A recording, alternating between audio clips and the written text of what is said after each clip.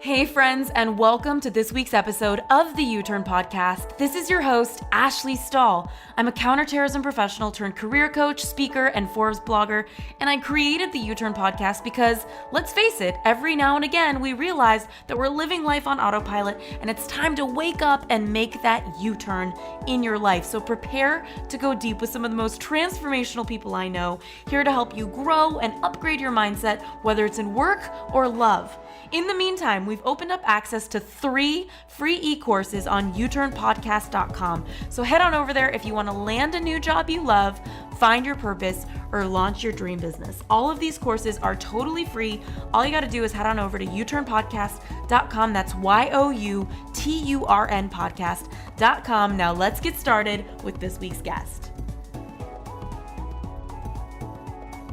If your hard skills are not 100% there, your soft skills can complement the training process. So if, for example, if you're interviewing for a job and you have 8 out of 10 of the hard skills, but you come in with a really good work ethic and integrity and, fantastic communication, the employer will be much more likely to be like, oh, we can train this person, because every employer will look at what's trainable and what's not trainable. And the things that are trainable are the hard skills. The things that are not trainable are the soft skills, at least not as easily. If you have the soft skills coming in that can help to show how you'll make the hard skills shine or develop further, then it's kind of like 2 thumbs up.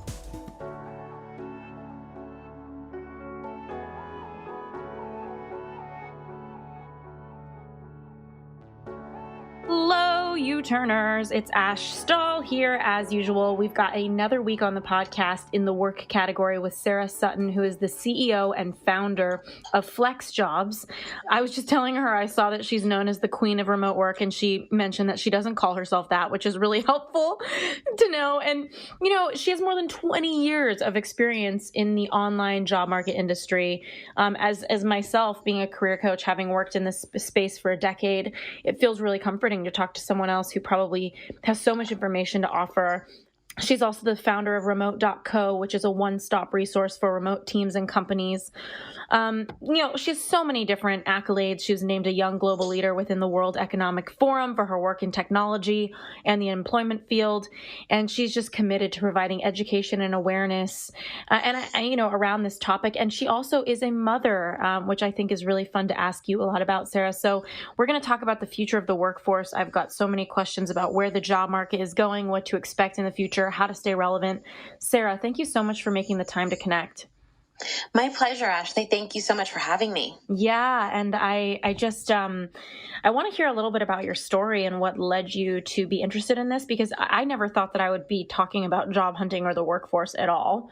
And I'm curious if this was a fascination for you. And I saw that you dropped out of Berkeley in your junior year. So you've been going through so much with your career, and I just want to hear a little bit about what got you here.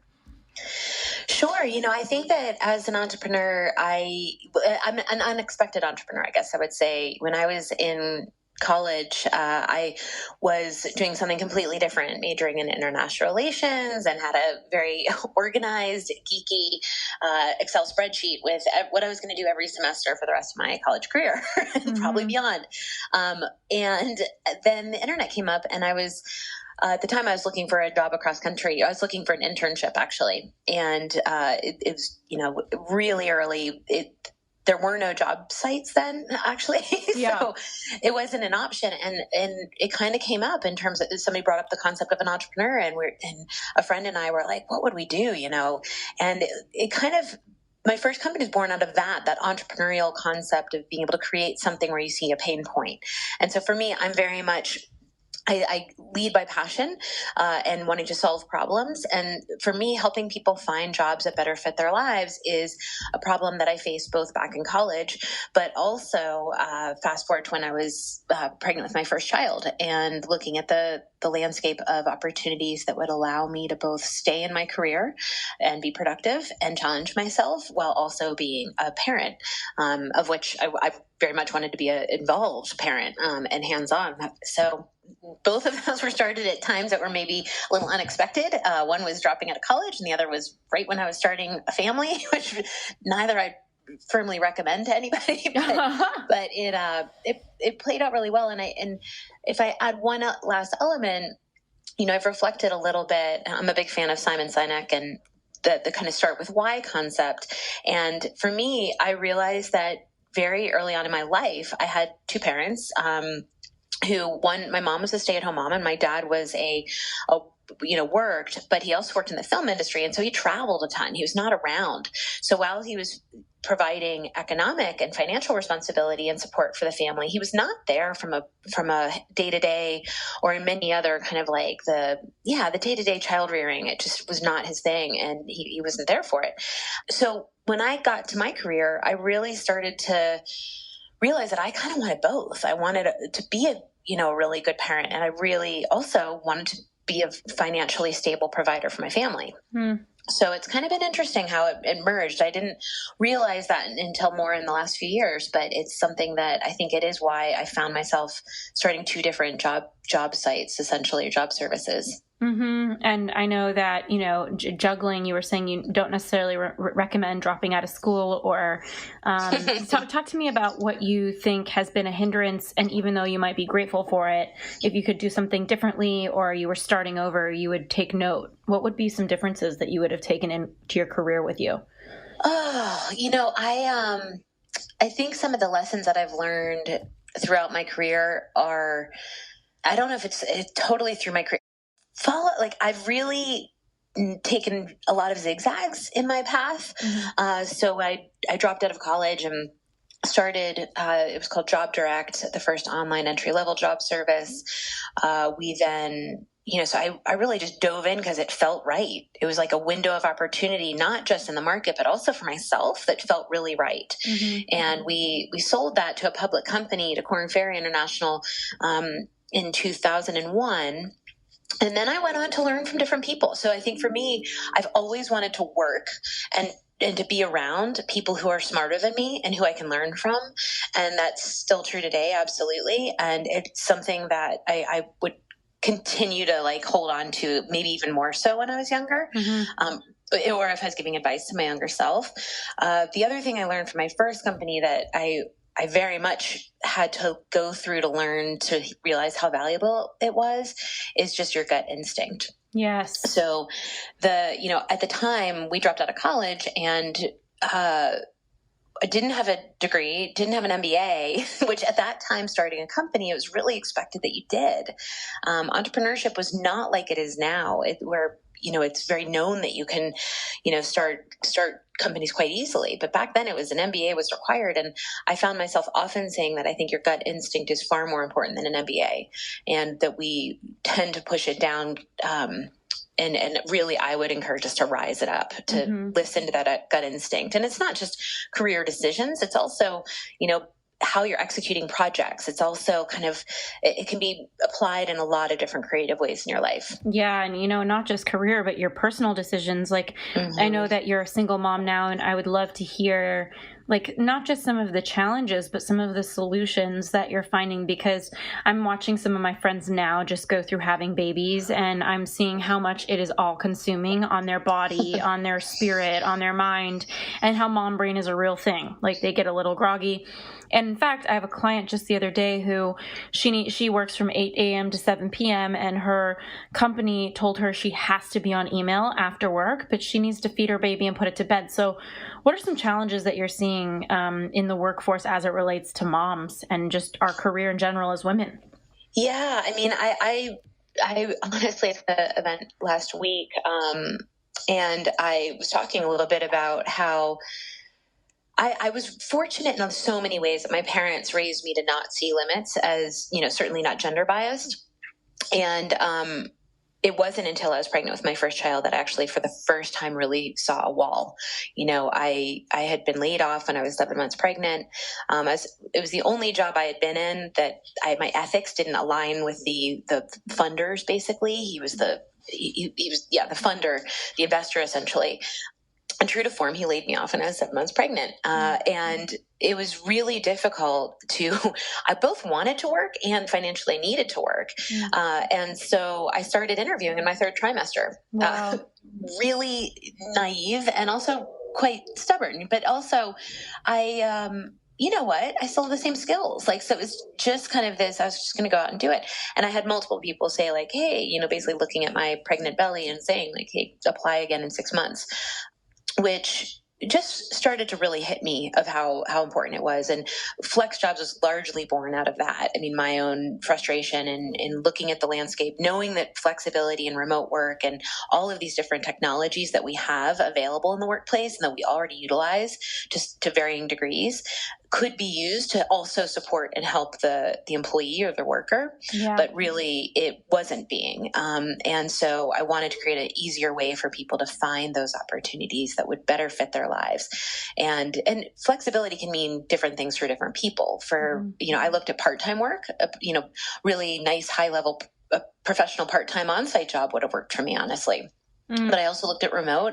I looked at consulting and freelance and a variety of things, but it was really difficult to find those opportunities. So that's why I created FlexJobs. So as a mom, when I was building FlexJobs and, having my first child and then my second 20 months later, it was very real. And the kind of the societal and professional empathy that goes towards what that means for a woman is just not there very readily.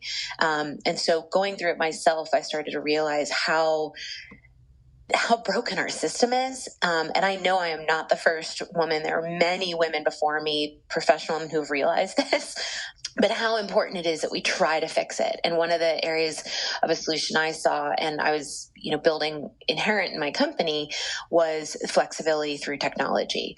And particularly as it relates to remote and working from home. You referenced your colleague who was being asked to be, working by email after hours. I don't know if they framed it that way, but that's working remotely. Yeah. So basically they're telling her she needs to be working or on call working, however, 18 hours a day, which is illegal or shouldn't, is probably not the terms of her contract. Yeah. But that we all professional kind of collared jobs integrate remote work to some degree already, is kind of my belief, whether it's 3% of our time, 10%, 20% or more, but we all work mobily. Nobody does all of their job at their desk in their office anymore. And so we're already doing it, and it's time to kind of call it what it is, and start to enable workers to use it for their benefit as well, meaning to reduce the conflict in between work and life. Just quite simply, socioeconomically, we've changed so much, and that most families nowadays, the large majority are dual working income parents or single parents. We don't have the same luxury we did, 30, 40 years ago, if you'd call that a luxury, because there's a whole different conversation there about gender empowerment. So, but it's been really exciting to be able to create this environment that our team, and we have a lot of working parents on our team, as well as people who need or want flexibility for different reasons, but to really support them through that, and to see how beautifully and fluidly it can work and work well. Well, so tell me a little bit about, there's so many people listening right now that they really care about their career and they really want to grow it and nurture it. What are some things that people should be mindful of as it relates to the future of the workforce? Because I know you're surrounded by so many statistics and so much around the workforce. I would love your opinion on what's to come. Yeah, I mean, that's a very big area. Yeah. Go in a lot of directions. I'll touch first on kind of the remote workspace, particularly, I think is, as I've mentioned, growing rapidly. It's not acknowledged as such formally as much in organizations or by workers yet, but it is happening. And so being technologically comfortable, challenging yourself to pay attention to security as you relate to your remote environment as well. Even, I mean, that certainly carries over in your personal life also, but being comfortable with technology is going to be very important if you're not already there. And that doesn't mean adopting every tool out there, but it does in your field and in your career path, being familiar with what's used and working to fine tune that.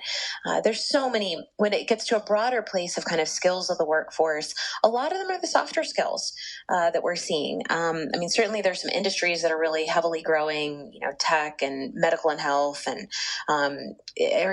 some that are quite obvious, but really throughout all segments of the career fields, in order to be successful, more and more reports are coming out with its communications, its problem solving, its creativity. It's a lot of these soft skills that kind of, unfortunately, in our education systems aren't getting taught as readily. And so I think we as individuals need to just continue to develop those. And there's some wonderful resources to develop soft skills that, we have a soft skills assessment on our platform that as a FlexJobs member you can take, and then we're actually going to be integrating some soft skills courses relatively soon, which I'm excited about too, for users to continue to develop those so that they can collaborate and kind of have that creative problem solving that falls outside of the kind of automation that's happening in a lot of areas or roles with robotics and AI.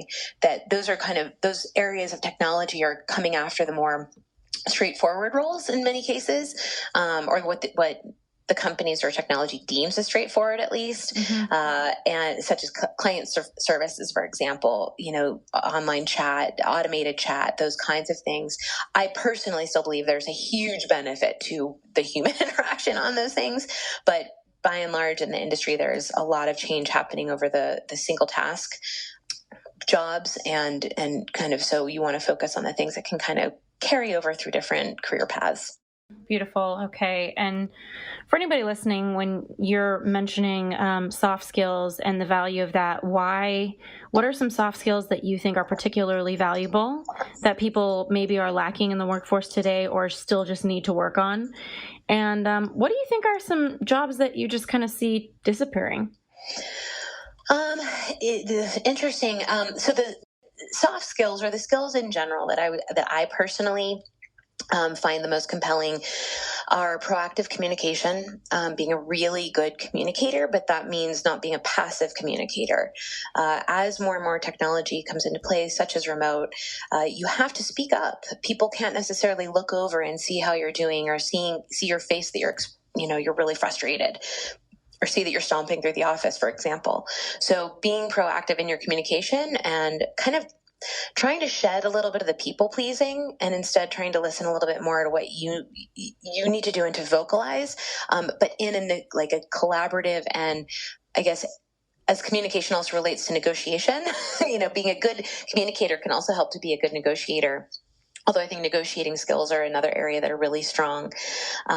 Being intellectually curious is a skill that will serve, I believe, us all in many different ways, but it helps lead you to not only growth in your role, but also a diversification of knowledge. And it can translate into the passion for the job, because it really can show that you have a genuine interest. And that can start everywhere, in the job search process, from when you are writing the cover letter through to, the interviewing, and certainly carrying over into your job and career. Another soft skill that I think is, in many cases, extra valuable nowadays is a strong work ethic. Knowing that it takes, a lot of things take work and they take time.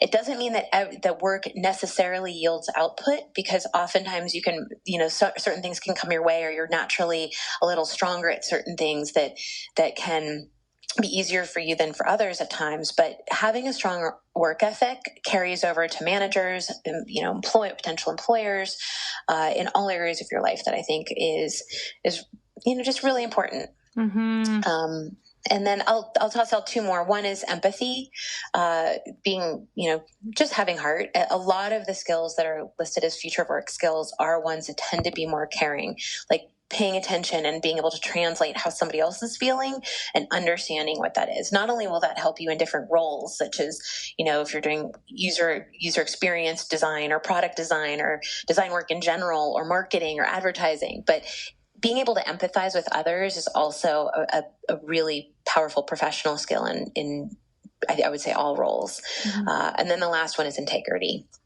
If I had to toss one big one for me, my team knows that integrity and proactive communication are probably my two main go-tos, but integrity is just so important. At least it is for me and my belief system. Yeah, beautiful. And I know that, ultimately we need to go to bed with ourselves at night and feel good about how we're showing up in the world. And the integrity piece, I know that it can be so haunting if you're not in integrity. And there's so many layers to integrity, right? It's like integrity in your job and it's integrity with yourself. Like you mentioned, those investors you didn't feel alignment with. So I know that a lot of people walk into a job and they have a belief that they don't have enough experience or that they're lacking something. But when I heard your soft skills, they sounded like they were just so relevant, really, no matter what. And so I'm curious, like, are there some harder skill sets that you think are going to continue to be very valuable, or jobs? I mean, absolutely. But I think that those are more job specific, at least from my personal perspective. I mean, if you're looking at a data entry job versus a marketing job, the answer for those are so different.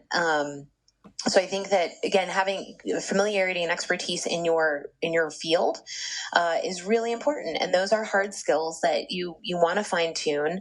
If you're in the medical field, that's a whole different ballgame, right? Like each field has each role has their kind of list of hard skills that are non-negotiable. Mm-hmm. And you have to pay attention to those.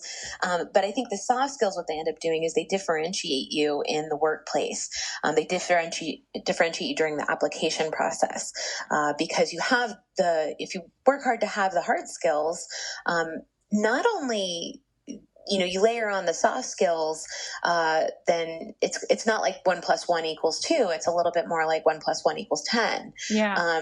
And what I also would say is that if your hard skills are not 100% there, your soft skills can complement the training process. So if, for example, if you're interviewing for a job and you have 8 out of 10 of the hard skills, but you come in with a really good work ethic and integrity and fantastic communication, the employer will be much more likely to be like, oh, we can train this person, because every employer will look at what's trainable and what's not trainable. And the things that are trainable are the hard skills. The things that are not trainable are the soft skills, at least not as easily. Mm-hmm.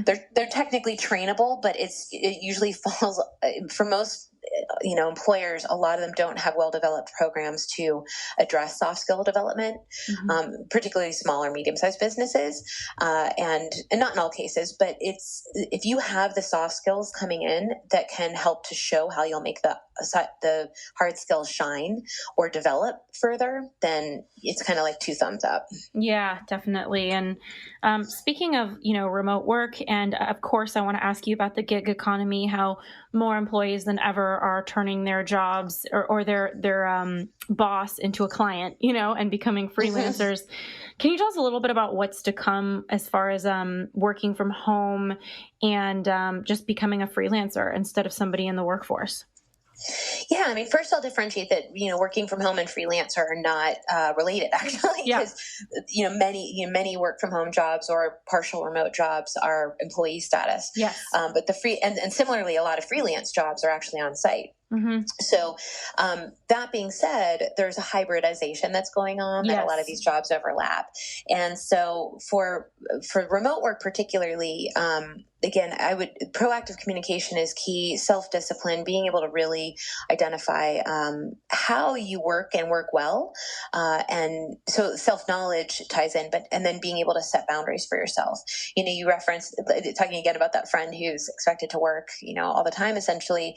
The boundaries as it relates to technology infiltrating our personal lives, the boundaries are getting blurred. And so I really encourage people, if they're working from home, even in part, to be sure that they have clear boundaries and communication, even with their family and friends, about what that means, and for themselves, of course. But it can creep, and burnout is a really real thing. And I'm a big fan of trying to create sustainable work environments for myself and my team. And so a lot of that is making sure that you cut it off. For me, it can be some simple things, and not everybody can do this. But if you have like a very small apartment and you work from your couch, that's much more difficult than having, a separate area in your house. Even if it's something like you go in a corner and have your desk in a corner and then a screen that keeps it separate. But even mentally separating it a bit to create those boundaries so that technology and working remotely don't creep into your life in a way that's unhealthy. Hey, you U-Turners, so sorry for the quick interruption, but I want to make sure you know that this episode has been brought to you by the Job Offer Academy, our e-course to help you land a new job you love. So if you're sick of applying for jobs and never hearing back, and you'd like to try a free version of our job hunting course, just head on over to uturnpodcast.com/job offer. That's youturnpodcast.com/job offer. Now let's get back to this week's episode.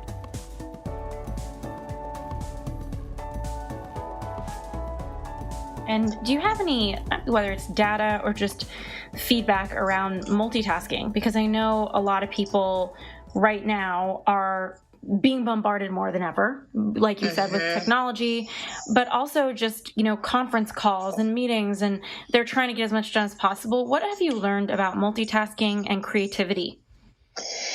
Yeah, it's incredible right now. It's so overwhelming. I think for so many people. Well, I think it actually is for everyone if we stopped and paid attention.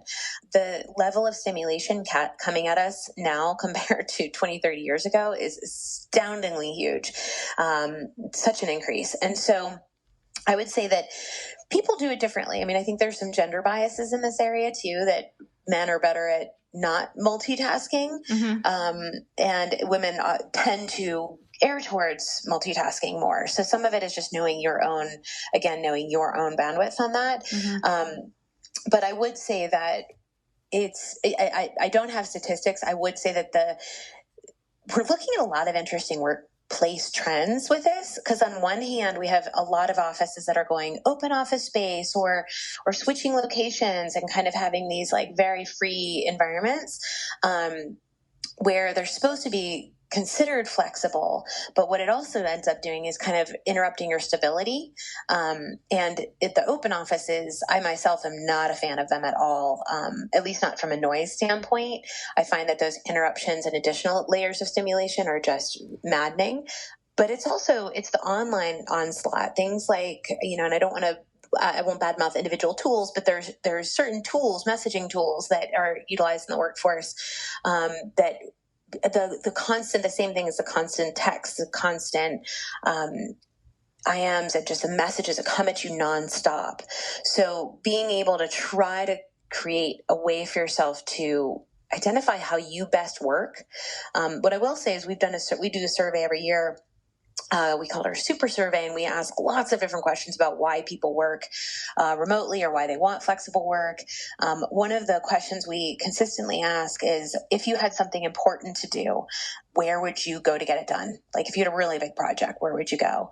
And I believe in the last survey, it came in at around 85% saying that they would be out of the office. Entirely, with another small percentage of people saying that they would be in the office before or after work hours. Wow. So basically just like not the office. Yeah, single digits that would actually be in the office to be productive, to get a really important job done, which is really astounding and really terrifying too, that it tells us our system is incredibly broken. Well, this gets me also wanting to ask you about the co-working space, because I think that they branded themselves as a creative workspace when really it can be creative, but it also can be distracting. So, this seems like it just solidifies that feedback. Yeah, I mean, I think co-working spaces, some are better than others. And I know you can rent rooms at a variety of them. And I also would say that there is a very true element to working remotely is not for everybody, especially if you're doing it 100% of the time. A lot of people derive their social and personal interactions from their workplace, and that is completely fine. I myself, when I was younger, at different stages in my life, I loved the social dynamics of the office. I love that camaraderie and being able to go out for a drink after work or what have you. Where I am now in my life, I don't need that. I don't want that, actually. Yeah. It helps me to be more productive and to be more efficient and effective in my whole life, in my life as a whole, I guess I should say, rather than spending time with that kind of in-office politics or socialization. And instead, my team, we really focus on a ton of dynamics, and we build culture in a very concerted way.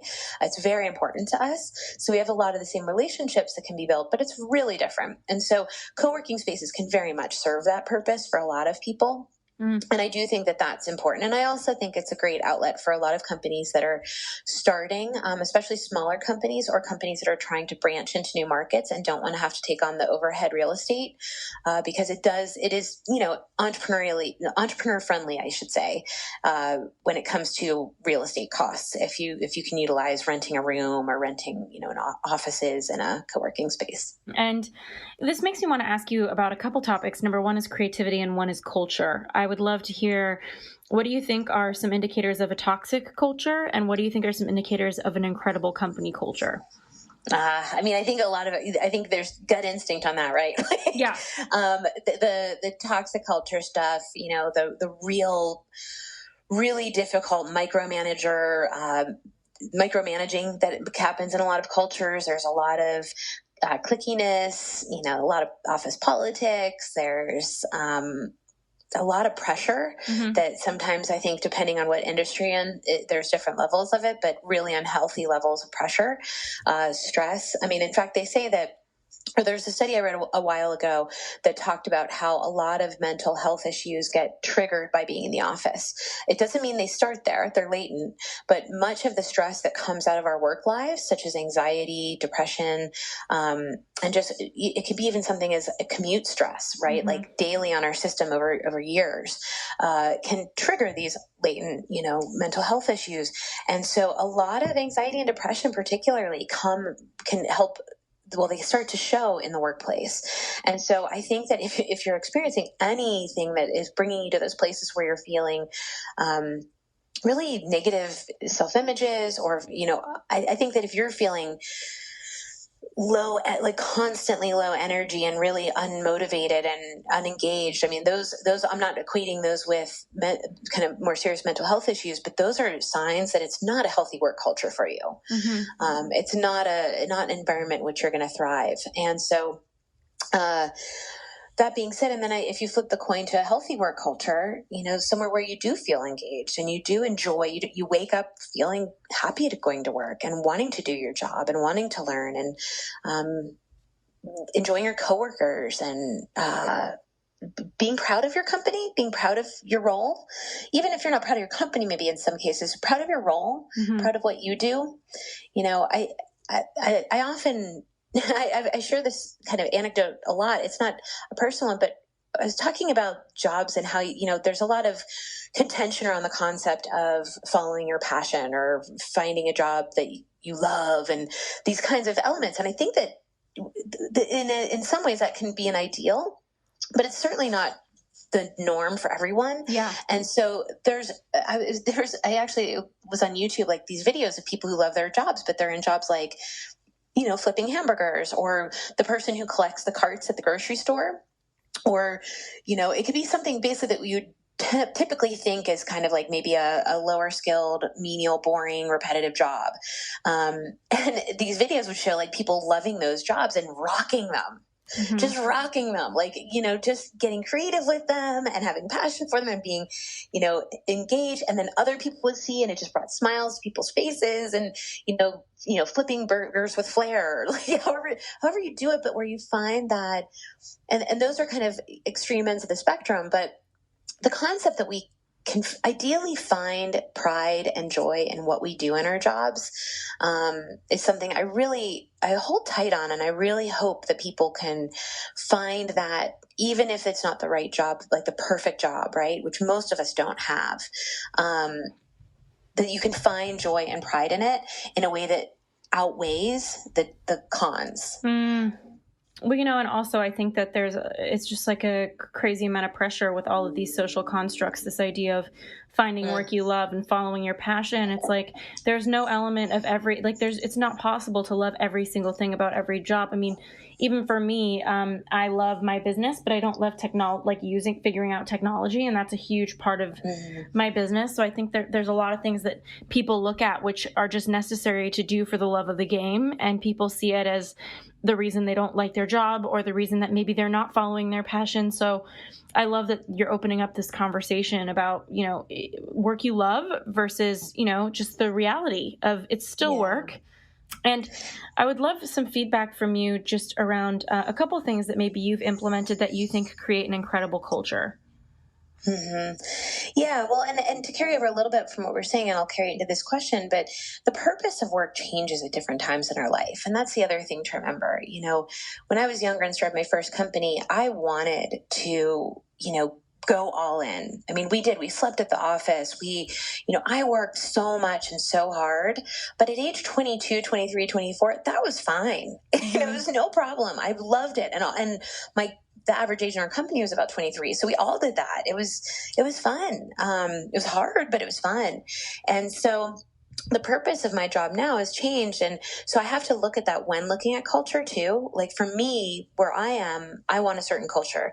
So the people, when we're hiring, or when we're working with other companies who are trying to figure this out, you want to look at what culture, you want to look at both what your company culture is to its core, but then also who the people are in the company and what they bring to that and what they want in that. Mm-hmm. And so there's two, it's multidimensional, I guess I would say. So, I think having a clear culture is important. For us, we don't take it for granted. From day one, I knew that, my first company was an on-site company and we had such a great culture, and I would have people years later say that that was the best job I ever had. And I held on to that as a huge professional compliment. And so starting FlexJobs, I wanted to carry that into it as well. And how can I create a company that people will say, oh, that's the best job, into a virtual or remote environment. And so it's really conscientious. It can be, I almost made a list, although I don't know if I actually wrote it down, but what do I like about being in an office and what do I not like? And so for me, it was coming up with the things in an office that I do want to embrace, and what are the pain points that I can kind of try to minimize. I am not for example, I'm not one for gossip or clickiness or office politics. I don't like any of those. Mm-hmm. So those were things I tried, I kind of try to shed. But what I do like are things like, small conversation. You can call it water cooler talk. I just call it, friendly conversation. Mm-hmm. Kind of like, sometimes it's happenstance. Sometimes it has to take a little more initiative when you're remote, but it doesn't always have to be quite so heavy. And so at the beginning of every team call, for example, or any call I have generally, I try to carve out some time in the beginning for hey, how are you? How was your weekend? What's going on? Or if you shared something about, the week prior about your son's baseball game, hey, how's your son's baseball game? How'd it go? Just having those interactions, and allowing myself kind of not to stay so structured, to remember that, I can bring up kind of random things, or, I was just working on this. What do you think about that? Just being kind of true to myself as I would be in an office. And other things can be fun things like, on Halloween, for example, which is coming up, but we ask everybody when they on-ramp a variety of questions, and it could be something like, what's your favorite restaurant, or what's your favorite kind of food, or what are your favorite treats? And so we ask the treats one, and then we try to pick the most common favorites, and we actually send out little care packages to our team members with Halloween candy, because one of the fun things of being in office is kind of grabbing candy from somebody else's desk. Yeah. And so we send those out with a little fun note, and then we often do we dress up from the waist up basically for Halloween, and have video calls on those days sometimes, and different teams do different things, but we've done all kinds of we've done desktop yoga over the years. We've done trivia nights. We do brown bags regularly. And we just kind of come up with things, and it depends on our team members, right? And we had one team member who was a yoga instructor, and she kind of was like, hey, I'd love to do this. And we're like, let's do it. Mm-hmm. So it can be a variety of things, but just being really conscientious of what a culture, how to engage people, how to create safe spaces for people. For me, it's really important that people can show their true selves at work. Mm-hmm. We've had I've talked to so many people who say they feel like they have to hide the fact that they have a family at their job. Mm. And for us, that is the opposite. We have a different platform we use that, we have a book club, and we have parent resources, and we have, I think one's called Run, Walk, Hike, like an outdoor one. So people can share information about their lives and pictures, and we can continue to get to know each other and support each other. And, on that note, I'm curious to hear from you where you think it makes sense not to share, because I know that there's still a limit in your personal life that you want to keep. There's a difference between personal and private, Mm-hmm. And I know that sometimes it becomes an overshare, or if somebody has something at home going on that maybe is too much for the workplace. Do you have any thoughts on just where the line is, or how to figure out who you are at work?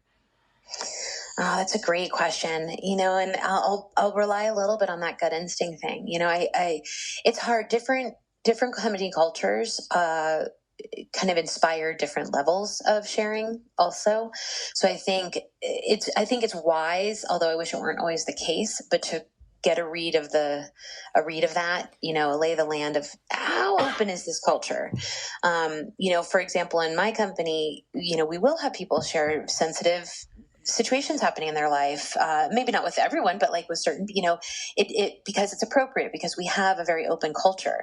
When I got divorced a few years ago, I chose to share that with my team and what I was going through. And it was a fairly, there were some extenuating circumstances around it that made it fairly traumatic, particularly in that first 6 months. And I chose to tell my team, is particularly the people directly reporting to me, because I realized that me showing vulnerability will help others show vulnerability if they want and need it. And quite honestly, I needed it. I also knew that if I hadn't, it was going to show up in different ways. The fact that I was in not my normal headspace, I guess I would say, and that it was going to hurt my job. And so people were either going to look at me as if I was not doing my job as well, or they're going to look at me as I'm doing my job as well as I can right now because I have this other thing happening. Yeah, exactly. And so for me, that was really appropriate. And it did very much, like, so clearly in modeling that behavior, it allowed others to model the behavior, not only, within our team, but to their reports as well. So it was very powerful. But if you're in an organization that is an organization where everyone else hides their family, you have to be strategic. You have to figure out what's right. If it rocks the boat too much or makes a lot of people uncomfortable, that can backfire on you professionally. So I would dip your toe in the water, maybe really pay attention to get to know certain people and those you trust, start sharing. But it is tricky, and it really does depend a bit from a, again, professional strategic position on the company. I hate to say it. I wish it weren't that way. It is. And it's just human. And I do think that you're ultimately there for your job. And sometimes I think there's a lot of research around false intimacy. And while you can feel intimacy with people, it reminds me a lot of college, where it's like your freshman year, you have these friends your first semester. And then by the last semester of college, you're like, who are those people that I was the best of friends with? So sometimes it's friendships out of convenience. Other times it's friendships out of connection. But it's in the workplace, it's like about making the most and connecting with people for your own human experience. But I also know that people do think about that, and they do judge, possibly your performance if you're faltering because they know you're going through a breakup or something like that. That reflects on your raises, that reflects on your job. And I always loved, I had a couple employees on my team in the past few years where no matter what I was going through, they were always highly professional and focused. And I always admired them for that. Yeah. I think it's really important. And I think that, my team knows that. And actually, one of the things I really share with a lot of other organizations is the value of looking at your team members as whole people, not just as workers, because that compartmentalization, while it can happen in some areas more easily than others, the simple fact is it's a farce. It's a false positive. It's not true. You can't actually separate those two in a way that truly delineates performance, because if somebody's really happy and thriving at home, they're so much more likely to be happy and thriving at work. And conversely, if something terrible is going on in their personal life, they're much more likely to carry that with them into work life. Yeah. And so you have to, as an employer, as a business, or as a manager of other team members, you have to balance them, right? It's like you always have to look at the short and long-term benefits of things. You always have to look at the personal and the personal and the business. As much as, for example, I would love to give a year off maternity for everyone who is going through pregnancy, because I truly think that would be incredible. As a business owner, I can't do that. So you have to try to kind of gauge where you come into that. But you are right that there are managers who will hold it against you if you bring up weakness. And so that's, again, kind of looking at the being strategic about the lay of the land in your particular organization, and probably playing it cautiously. I tend to recommend at work going in more cautiously and opening up versus kind of diving in the deep end of, hey, here's who I am and here's my whole entire life. Yeah. And then because you can't come back from that. Yeah. You can always add more, but you can't come back from it. Well, and one thing that I think there's a bit of an interesting standard is with alcohol. I know a lot of teams will go out and have drinks, but ultimately if you're the one that drinks too much, people remember that. And so I think with holiday parties, around the corner and things like that, it's just about being mindful that, yes, these are your friends and connections, but first they are your coworkers. Yes. So how do you honor the work environment without overflowing, into something uncomfortable? And a final question I have for you as we close out, Sara, is just around the relevance of certain jobs. What jobs or career paths do you see as no longer being relevant as we continue into the future of the workforce with AI and the rise of more robotics? Yeah, I think that it's going to be really interesting. There's a variety of schools of thought on the timing of all of this. And so some context before I kind of go into an area that can trigger a lot of fear in people. I've very intentionally asked a lot of experts from around the world about their view on automation of jobs and how AI and robotics are going to be eliminating certain roles and what that means for the overall workforce. And there are certainly a lot of shifting areas, but there are also a lot of conflicting views on what roles are going to change and also what roles are going to be new that we don't have now. And so I think it's important to note that. And some industries will, go faster than others. I think the drivers kind of areas is one that's super common to hear about, but it's also one that's very tangible. But even that is not going nearly as fast as was predicted 5 years ago. And in fact, in many cases, it's being pulled back a bit. So, but I would say, assistants, kind of like call receptionists, telemarketers, travel agents, cashiers, we see a lot of that in retail and such, bank tellers, all of those kinds of things we see. There's some funny ones that I've heard of, photography lab processors, or which is already with digital photography almost, probably taken such a hit. There are a lot of different ones that are happening, but I hesitate to give, too dire of predictions on individual fields because the timing estimated with how quickly they'll go are really disparate. Yep. I would say that there, in terms of career fields on the rise, the medical field in general, people care is something that's, very secure. And it's also a hugely growing field, especially with the baby boomers.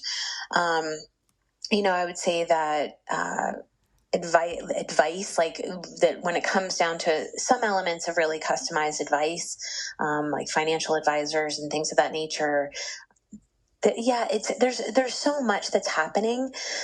It's really tricky. I think we have to pay attention to the writing on the wall in certain roles. If you're in a role, I'll go back again to customer service, something like that, where you see a lot is happening that is automating, whether it's auto chat or, certainly the phone robots, which are getting quote unquote better, but are also, as most of us will attest, still abhorrently bad in many cases. And most of us would still rather talk to a human. So even with that being said, that if you're in that role, you can start to look at how can I manage these softwares? How could I translate some of what I know about the role into how does this work? And how could I end up transferring it into managing it? Because a lot of the robotics and AI areas, they're not going to eliminate the need for the services, but they're going to shift how humans interact. And they're going to shift a little bit more to managing and keeping the AI and robotics in line, essentially, or fixing them. And so it's kind of like looking a little bit more behind the scenes, maybe, of our jobs than we typically would. Like how the sausage is made kind of thing. Like if you're so used to using a platform, it's great that you can use the front end of it, but like, how does that actually work a little bit more? How did it get set up so I could use it? Asking those questions a little bit more so you can start to get familiar, because that's the kind of, especially in technology, where it's headed. Wonderful. Sara, this has been so helpful. How can people use FlexJobs, find you, all of the things? FlexJobs, FlexJobs.com. And please check it out. It's actually National Flex Day, and today, which is fantastic. And so FlexJobs is a low-cost subscription service. So I'd be happy to share the promo code SAVE30 if you'd like to give it a shot. It's very low cost, ranging from $49.95 for a year all the way down to $14.95 for a month. And then plus the discount of SAVE30 will get you 30% off. And we really hand screen every single job and company on our site. So we make sure everything is legitimate, professional, offers some kind of flexibility, and is a really friendly experience overall. So great. I am sure that there's about 30,000 people going to FlexJobs by the end of this thing. So thank you so much. I appreciate your time. Absolutely. It's my pleasure.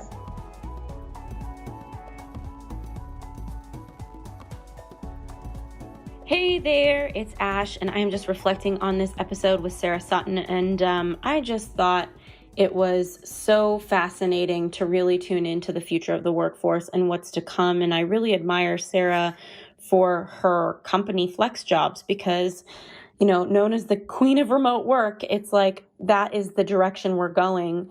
I think as soon as in the next decade, we will be used to meeting a large percentage of our relationships as remote workers. And this gets me thinking so much about your own needs. And while the future of the workforce is going to ask more of us when we're up against robots and all of these different mechanisms that replace humans, it's also not supposed to mean that you don't get to tune into what you actually want, because sometimes we think we're a statistic when we are so much more than that. And one thing that was really present for me when I was on a coaching call with a client the other day was before she had found me, she'd been job hunting for a really long time, and she didn't really have clarity on what she wanted to do. So 2 zones that I'm really helpful with. And it was interesting because what I noticed when we had our initial consultation was that she started to identify with the fact that she didn't have clarity on what she wanted to do. She started to identify with the fact that she didn't have a job. And what does that mean? It means that she started to make it mean something about herself and what was possible for her in the future. And I found it so interesting to really notice this piece of her, because to me, that's what personal development is. It's realizing that you have seasons, you have waves, and the work, the personal development, is not to identify with any of them. Even if you're in a long season that you do like or you don't like, you are more than your season. Your life, your being, what's possible for you, it can change in a moment. We are all made of the same stuff. Elon Musk and all of these different innovators, they have the same science going on in their bodies as ours. And yes, maybe they have some gift here or there, but you have some gift here or there. And I firmly believe every single person has come up with $1 million idea in their life.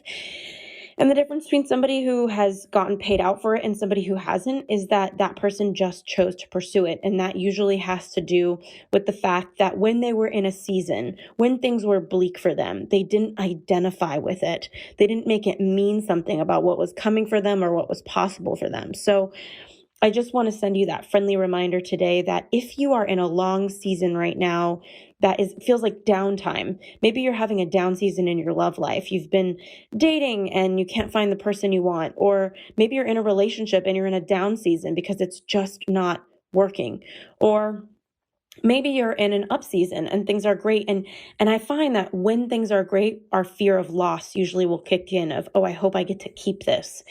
The work is in detaching from your season, detaching from the wave, and not making it mean anything about you. So that's just the message that came up for me today when we talk about the future, and all of the things that are coming. I think so many people get daunted, intimidated.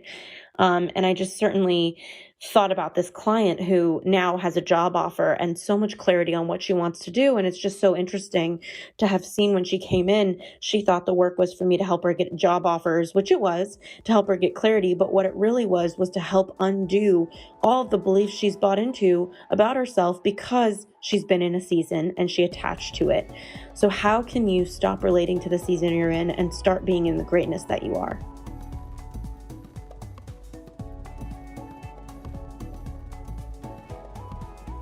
Thanks again for tuning into this week's episode of the U-Turn Podcast. We keep really detailed show notes at uturnpodcast.com. So if our guest mentioned a book or a resource that you're interested in, you'll be able to find that there. In the meantime, if you were inspired by this episode, if it made an impact in your life, we would be so grateful if you subscribed and posted a review for us on iTunes. Rumor has it on the street, the more reviews we get, the more subscribes we get, the more we can grow and get our impact out there in the world. In the meantime, I'd love to hear from you at Ashley Stahl on Instagram. I'm so grateful for connecting, and I look forward to next week's episode.